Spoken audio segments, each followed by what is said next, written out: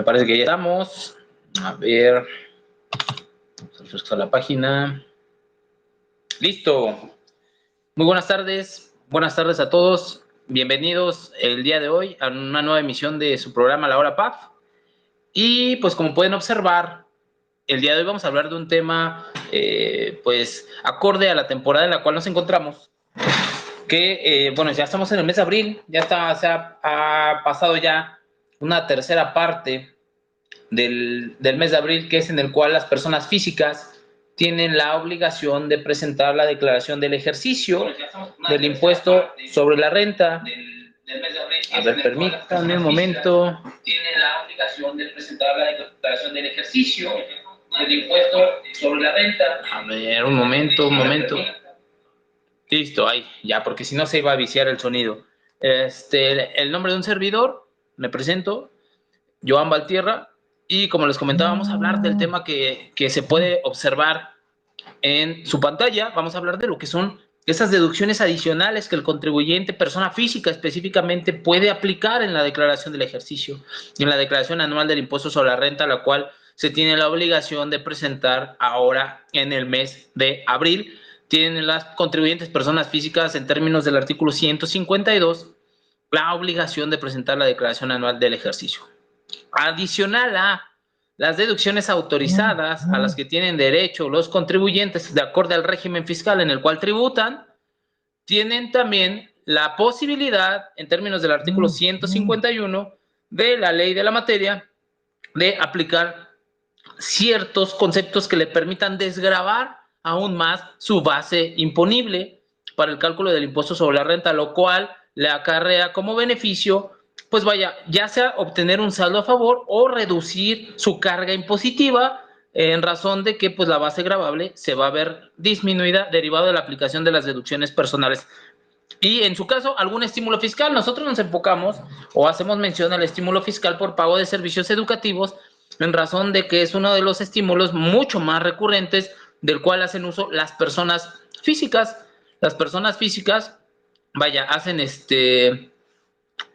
es muy recurrente que paguen este concepto, ¿verdad? Que paguen este tipo de servicios para, bueno, para el propio contribuyente, para sus descendientes en línea recta, y precisamente en razón de ello vamos a abordar este tema de las deducciones personales y el estímulo fiscal por pago de servicios educativos el día de hoy en el programa La Hora PAF.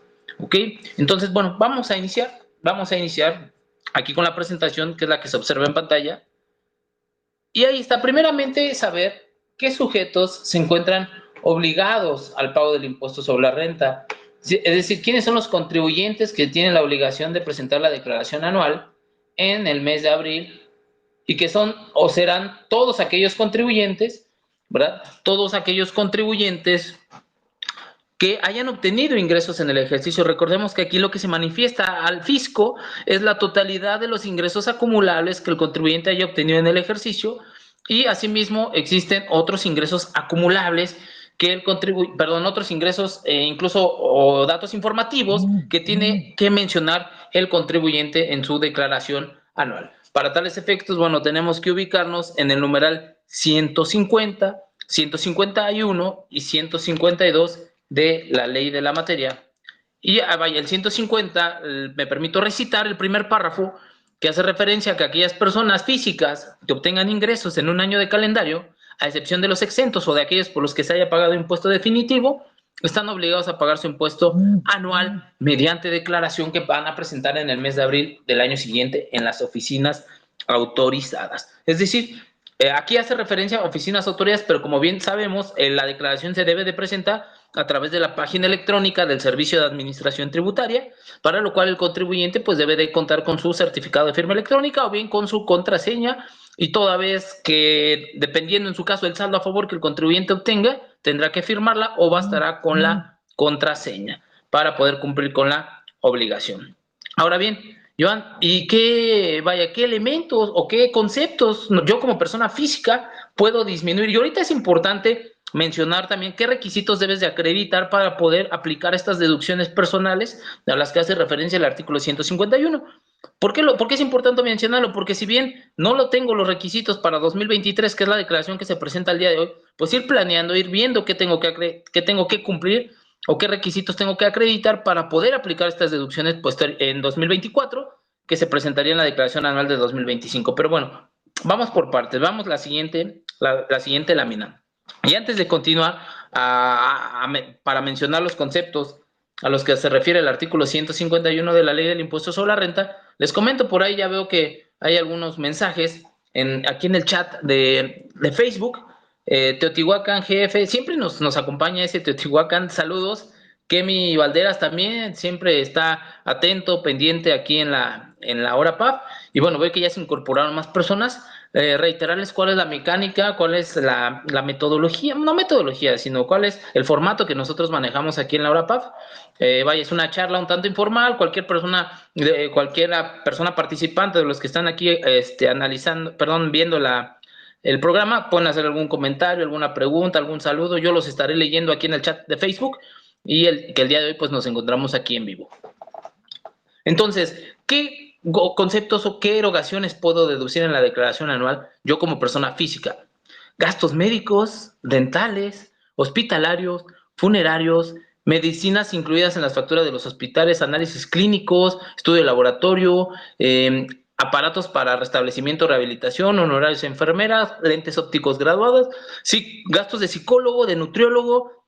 Estos conceptos, digo, atendiendo a la parte de la salud de la persona física, digamos que son erogaciones elementales para la subsistencia de la persona. Lo referente a la salud se incorpora por ahí del 2016, 2014, los conceptos de psicología y nutrición, en razón de que pues la salud debe ser un concepto que se debe de aplicar de forma integral, no solamente en la parte física, ¿no? En la parte mental.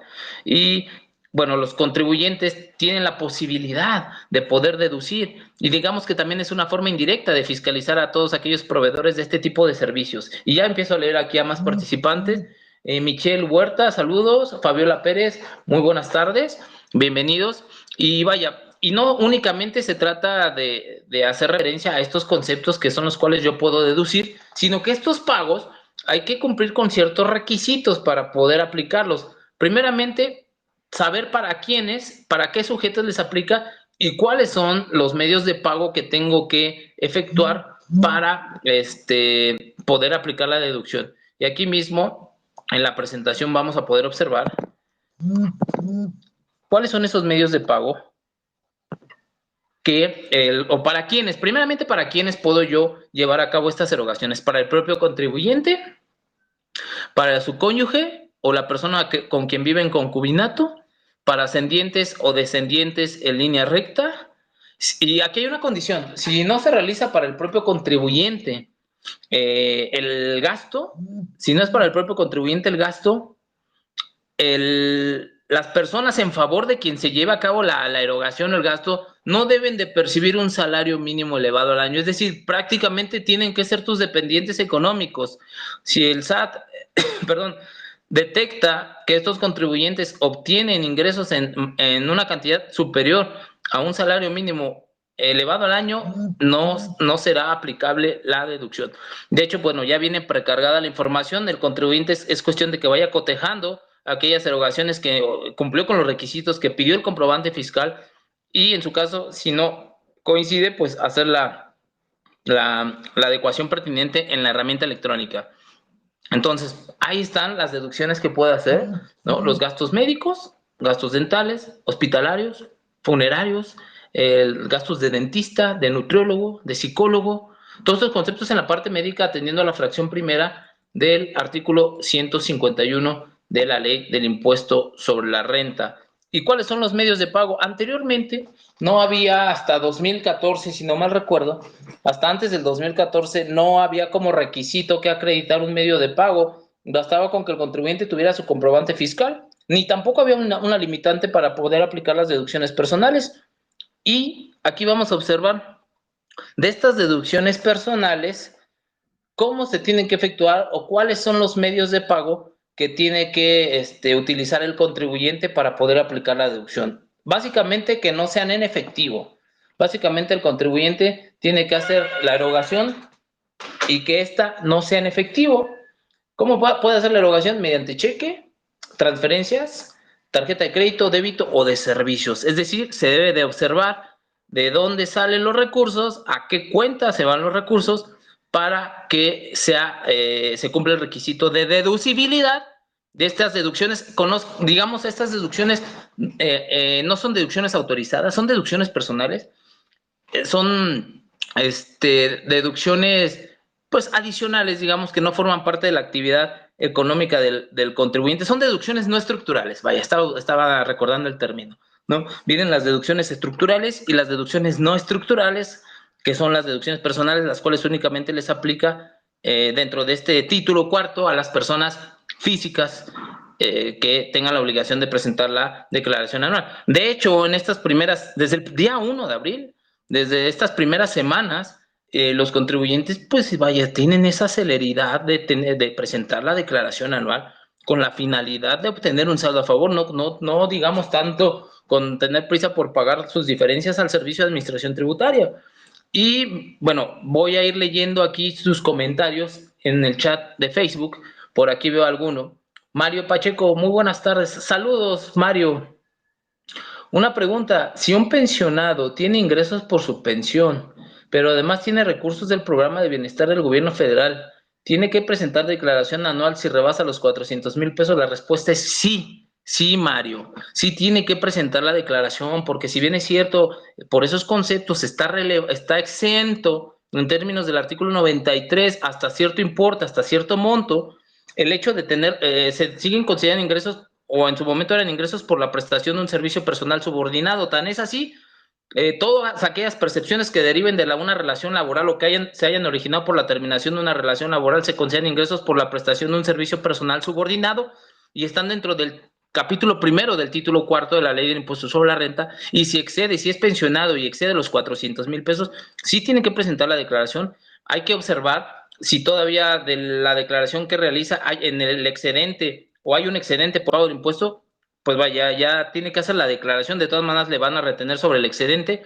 Pues la respuesta es sí, sí tenía que presentarlo. No hay una salvedad, porque el artículo 98, no recuerdo, o la fracción tercera, me parece, de la ley de renta establece que cuando obtengan ingresos bajo este concepto que excedan los 400,000 pesos tienen que presentar la declaración. Entonces sí, incluso si ingresa, va a ver y va a observar precargada la información y en su mayoría, dependiendo, no desconozco el importe de la pensión, pero recordemos que está exenta, si no mal recuerdo, hasta 15 UMAS diarias. Eso sería 15 UMAS elevadas al año para obtener la exención anual. 15 UMAS elevadas al año, por el excedente se paga un impuesto, pero si la pregunta es, si excede 400,000 pesos, ¿tiene que presentar la declaración? La respuesta es sí, sí tendría que presentar la declaración anual, no habría alguna causal de exclusión. ¿Ok? Mario Pérez, ¿ingresos por programas sociales se consideran acumulables? No, no son ingresos acumulables. Ahorita propiamente la charla, vaya, no refiere a ingresos exentos o ingresos acumulables. Habría que remitirnos al artículo 93, Mario, no lo tengo aquí al dedillo, déjame observar, porque al final de cuentas son pues son programas, no son ayudas, y depende qué tipo de programa es en el que se encuentre el contribuyente. Pero si hablamos de jubilaciones, pensiones, haberes de retiro, nos tenemos que remitir a la fracción cuarta del artículo 93 de la Ley del Impuesto sobre la Renta, ¿no? Hay otro por ahí en la fracción octava, percibidos con motivo subsidios, becas educacionales, guarderías, otras prestaciones de previsión sociales están exentas, cuotas de seguridad social. A ver si ahorita voy con alguna fracción referente a tu pregunta, Mario. Muchas gracias. Ok. Bueno, entonces voy a seguir aquí con la presentación. Con la presentación. Ok, los gastos, ¿cómo se deben efectuar las deducciones personales? Mediante cheque, transferencia, tarjeta de crédito o débito.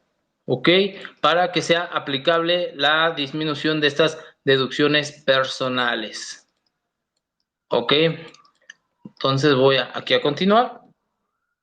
Ok, ¿qué más puedo deducir en la declaración anual? Yo nada más hice referencia a lo que son los gastos médicos, gastos dentales, gastos hospitalarios, honorarios enfermeras, medicamentos, nutriólogo, psicólogo, pero hay otros conceptos que también nos permite deducir la Ley del Impuesto sobre la Renta, ¿no? Aquí remitiéndonos al numeral 151, que es el que lo establece.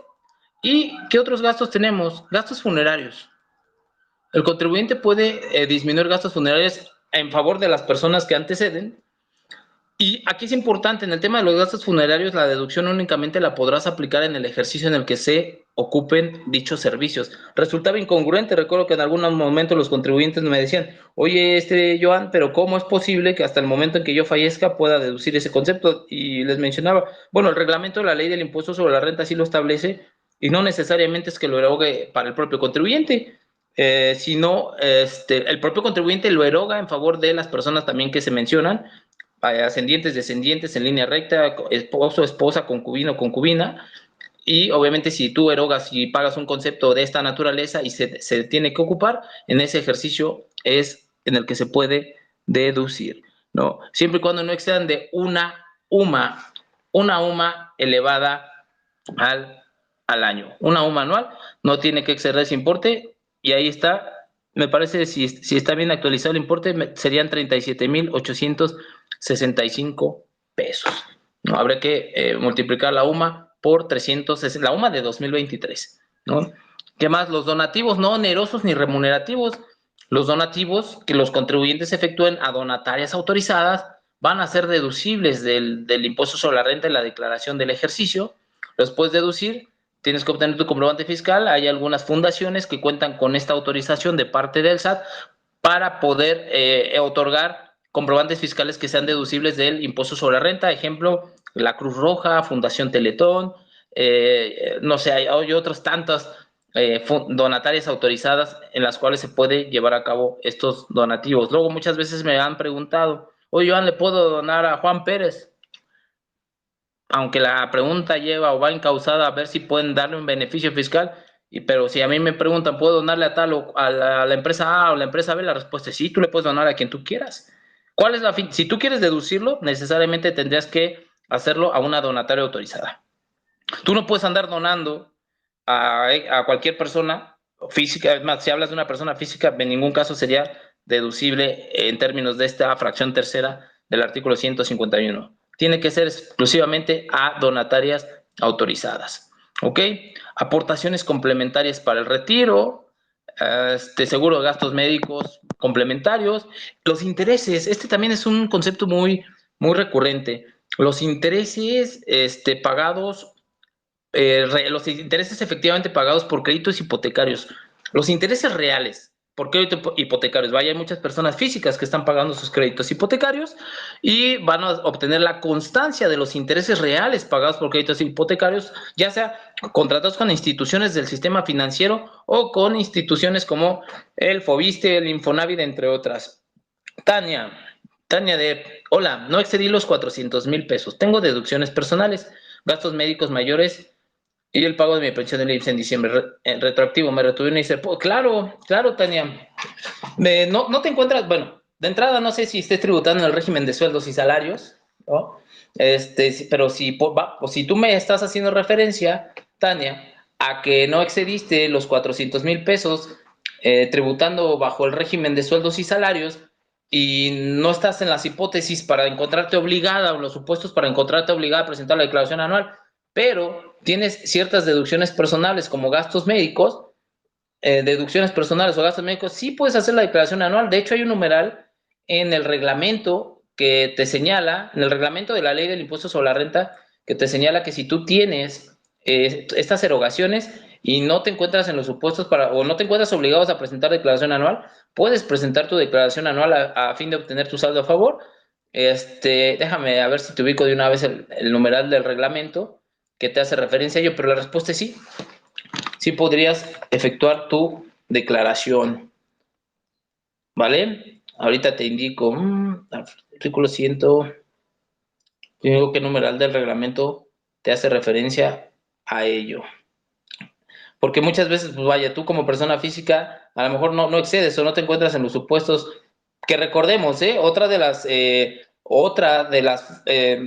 las posibilidades para presentar declaración anual como persona física, aunque no te encuentres en los supuestos, es que tú manifiestes por escrito antes del 31 de diciembre a tu retenedor que tú vas a presentar la declaración anual. Pero si no lo hiciste, puedes presentar la declaración del ejercicio. De hecho, es el artículo 260, ya lo tengo, Tania, es el artículo 260 del reglamento de la ley del impuesto sobre la renta, y en atención a tu duda te voy a comentar qué dice el artículo 260 de la ley.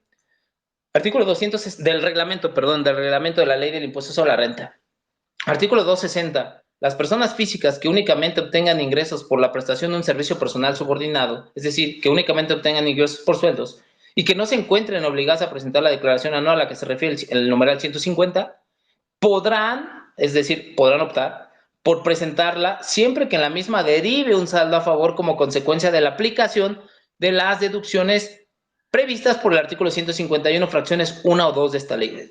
Es decir, si tú tienes gastos médicos, gastos dentales, gastos hospitalarios, gastos funerarios, y no estás obligado, pero eres asalariado, y derivado de esas erogaciones tienes un saldo a favor, en términos del artículo 260 del reglamento, sería procedente la presentación de la misma y de presentar tu declaración anual y obtener tu saldo a favor.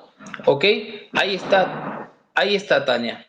¿Vale? Espero que haya quedado disipada tu duda. Ok.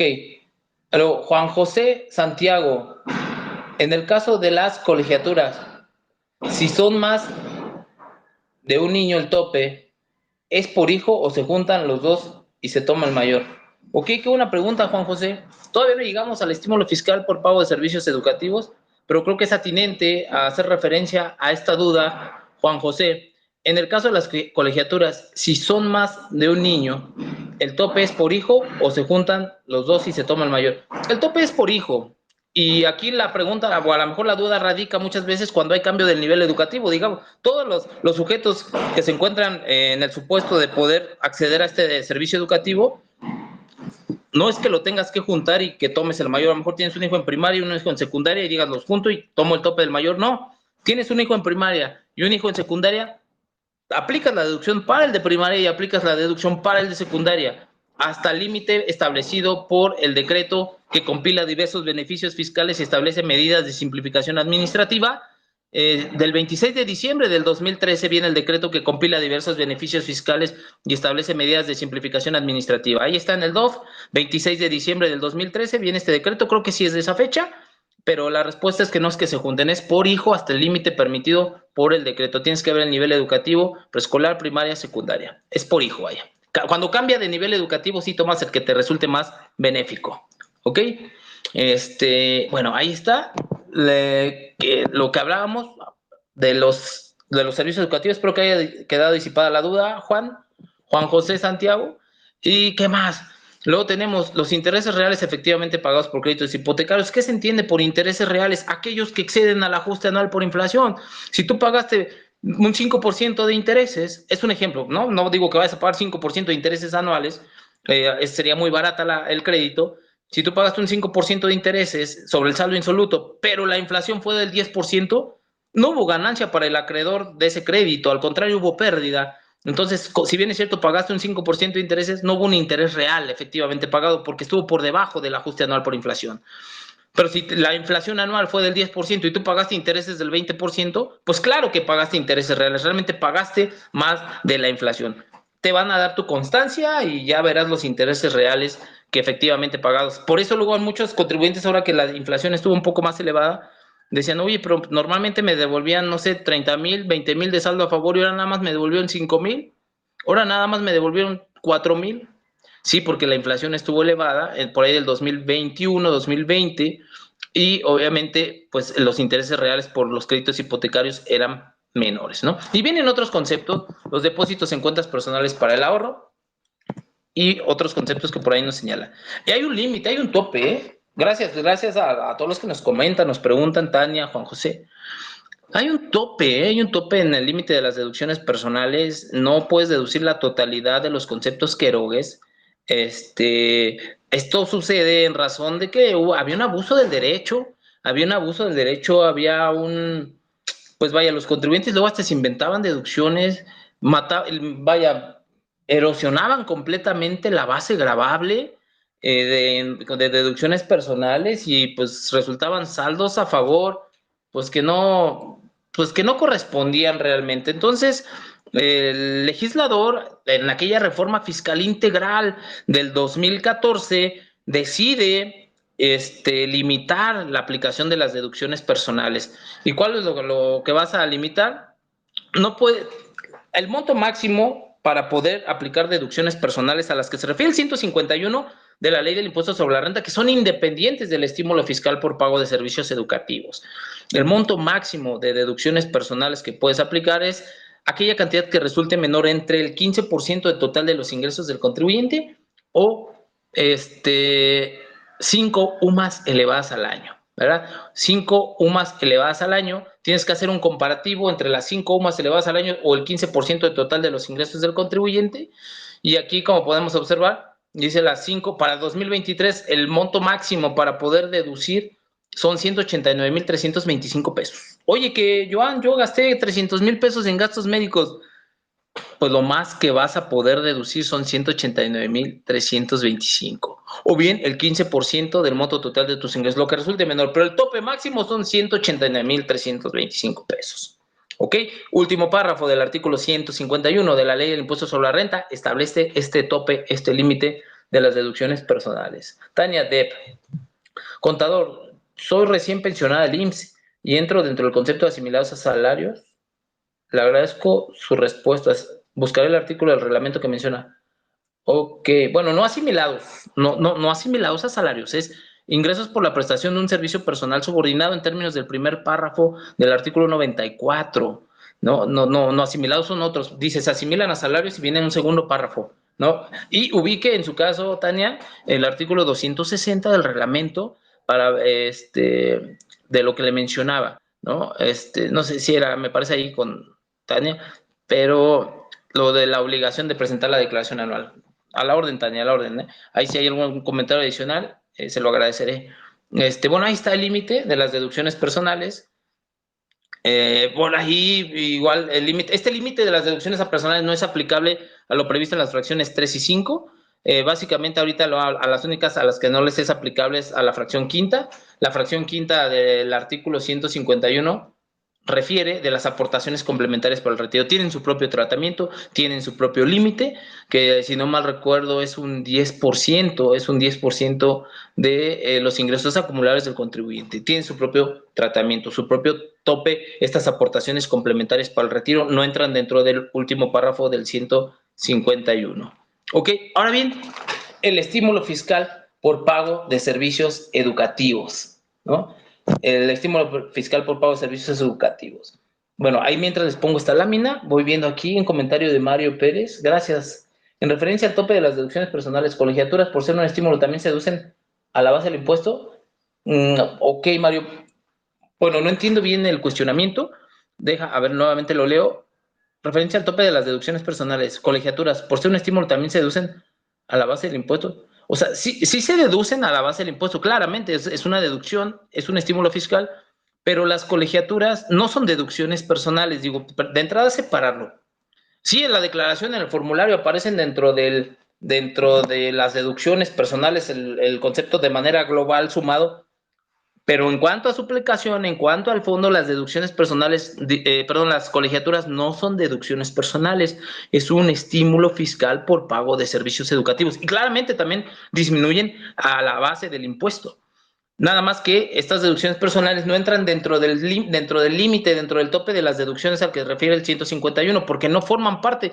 Si tú te vas al 151 de la Ley del Impuesto sobre la Renta, en ninguna de las fracciones vas a encontrar las colegiaturas. Por tanto, no les aplica ese límite del último párrafo del 150. Tienen su propio límite, tienen su propio tratamiento. Ese límite del 15% o de las 5 UMAS elevadas al año les aplica a las deducciones personales, que son las del 151. El tope de las colegiaturas es el que establece el decreto. El decreto, es decir, para cada uno de los niveles educativos. Me refiero a que son deducciones personales. Exactamente, son independientes, Mario. Deducciones personales más el estímulo fiscal por colegiaturas. Exactamente así tal cual lo mencionas en ese comentario. Muy bien, Mario, ¿no? ¿De qué? A la orden. Muy bien. Y obviamente hay que cumplir con ciertos requisitos de forma para poder aplicar la deducción o el estímulo fiscal por pago de servicios educativos. ¿Y cuáles son esos requisitos? Pues bueno, los encontramos dentro del mismo decreto del cual les hago referencia, del 26 de diciembre, en el Diario Oficial de la 26 de diciembre de 2013, decreto que compila diversos beneficios fiscales y establece medidas de simplificación administrativa. Ahí está, porque desde el 2011 viene el decreto original de las colegiaturas. Entonces, ¿qué tenemos? ¿Qué tienes que incorporar en las facturas? Nombre del alumno, o en su caso la CURP, indicar el nivel educativo, el RFC del contribuyente, de la persona que obviamente paga el servicio educativo, y la escuela debe tener el famoso REVOE, reconocimiento de validez oficial de estudios en términos de la Ley General de Educación, es decir, oye, Joan, voy a pagar una colegiatura, voy a pagar un pago de un servicio educativo en una escuela de música X, o voy a pagar un curso de capacitación para ingresar no lo sé, al nivel medio superior, nivel superior, de estos famosos que hay muchos ahorita, ¿no? Del CONAMAT, Comipens, pues esos no. Tiene que ser primaria, secundaria, preparatoria, preescolar, y contar con el reconocimiento de validez oficial de estudios, estos requisitos de forma, nombre del alumno, su CUR, el nivel educativo, el concepto, que son colegiaturas. Oye, ¿la inscripción entra, Joan? No, la inscripción no entra. Solamente, el transporte solamente cuando sea obligatorio. Que entra como parte del estímulo fiscal solo la colegiatura.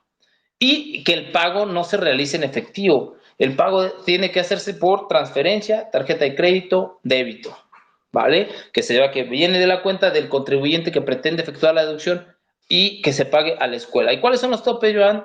¿Cuáles son los importes máximos que yo puedo deducir por concepto de pago de servicios educativos? Fíjense que aquí hay un dato muy curioso. Más que curioso, yo creo que injusto, porque si bien es cierto, se supone que la legislación tributaria, aquí no hablamos de legislación, aquí hablamos de un estímulo fiscal, pero bien, la legislación reconoce los efectos inflacionarios, ya debiera haber actualizado los importes máximos para poder deducir estos conceptos o estos servicios educativos por colegiaturas. No los ha actualizado al día de hoy. Siguen los mismos niveles, siguen los mismos topes en razón de que en aquella exposición de motivos del decreto, de los considerados, no exposición de motivos, porque no fue ley, sino los considerandos del Ejecutivo al emitir este decreto, decía que estaban erogando, es lo que más o menos, es lo que se gastaban por alumno en cada uno de los niveles educativos, el gobierno, para dar la educación pública en preescolar, primaria, secundaria, bachillerato o su equivalente. Pero bueno, yo creo que ya debiera haberse actualizado esos importes. No ha pasado, por tanto continúan los mismos topes, los mismos límites, y lo más que puedes deducir por cada uno de estos niveles se demuestran en pantalla. Preescolar puedes deducir hasta 14,200 pesos, primaria hasta 12,900 pesos, secundaria 19,900 pesos, profesional técnico 17,100 pesos, y bachillerato es equivalente hasta 24,500 pesos. Juan José Santiago, muchas gracias. ¿De qué, Juan José? A la orden.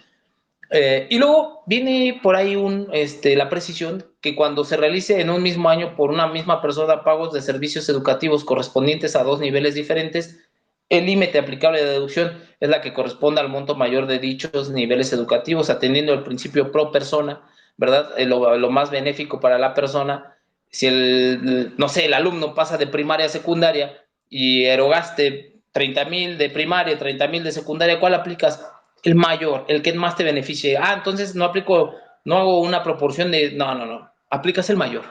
Pagué 30,000 de primaria y pasó en ese año a secundaria y pagué 30,000 de secundaria, pues te aplicas el de secundaria, que es un límite mayor. En lugar de aplicar 12,900, aplicarías 19,900 pesos. En resumidas cuentas, cuando cambie de nivel educativo del mismo año, aplicas el tope del nivel educativo que te resulte más benéfico económicamente hablando.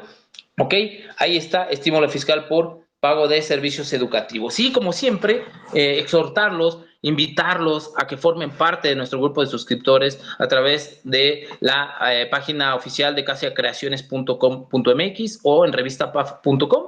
También nos pueden encontrar en Facebook como Revista PAF y podrán consultar las revistas PAF, sus versiones electrónicas, notas en materia fiscal, laboral, seguridad social, consultas fiscales, notas relevantes, cursos fiscales, indicadores y, por supuesto, mantenerlos actualizados con toda la información fiscal. ¿Ok? Entonces, ahí están. los medios de contacto, o se pueden también directamente en la página enviar un correo a ventas@casiacreaciones.com.mx, comunicarse a los teléfonos 55 59 98 8903 y 55 59 98 8904. ¿Ok? Ahí está. Y pues bueno, como siempre, es un placer, es un gusto para un servidor estar aquí presente en el programa, en La Hora Paz. Les reitero el nombre de un servidor, Joan Valtierra. Pues muchas gracias por su atención. Si no hay algún otro comentario, algún otro saludo o algo que quieran mencionar, les agradezco infinitamente. Olivia Torres, soy una persona, recibo el pago único del SAR, ¿dónde lo reporta? Bueno, ese es un tema. Gracias, Olivia, por el comentario distinto, ¿verdad?, de la charla que estamos viendo el día de hoy. Si tuviera la información al dedillo, te la mencionaba, Olivia, no la tengo, pero voy a hacer voy a revisar la información y te lo comento por el chat, por el Facebook, ¿vale? Gracias por tu comentario. Y digo, no es una pregunta acorde al tema que estamos viendo, ¿verdad?, el día de hoy. Mario Pérez, muchas gracias. No, muchas gracias a ustedes por sintonizarnos, por estar pendientes aquí en la charla. Les agradezco, y a todas las personas que se conectaron, les mando un afectuoso saludo y nos estaremos viendo en posteriores ocasiones. Hasta la próxima. Hasta luego. Provecho.